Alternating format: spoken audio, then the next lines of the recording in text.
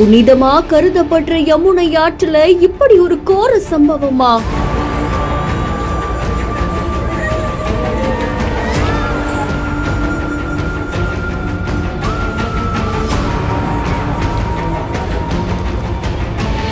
படகு இப்படி கவிழும்னு யாருமே எதிர்பார்த்திருக்க மாட்டாங்க.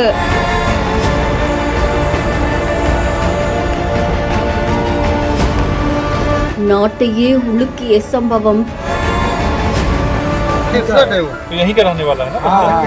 तो वो तो आकांक्षा भी तो यहीं कहाँ की रहने वाली है? உத்தரப்பிரதேசத்துல இருக்கக்கூடிய ஹமீர்பூர் பகுதியில யமுனா ஆற்றுல நேற்றிரவு படகு ஒண்ணு கவிழ்ந்து விபத்து ஏற்பட்டிருக்கு. இந்த விபத்தை தொடர்ந்து தீயணைப்பு துறையினர் மற்றும் மாநில பேரிடர் மீட்பு படையினர் மீட்பு நடவடிக்கையை மேற்கொண்டிருக்காங்க. படகு கவிழ்ந்த விபத்துல 6 பேர் உயிரிழந்திருக்காங்கன்னு தகவல் வெளியாகி இருக்கு. இதுல 4 பேர் சதர் தாலுகாவை சேர்ந்தவங்க, 2 பேர் காதம்பூர் பகுதியை சேர்ந்தவங்க அப்படின்னு தெரிவிச்சிருக்காங்க.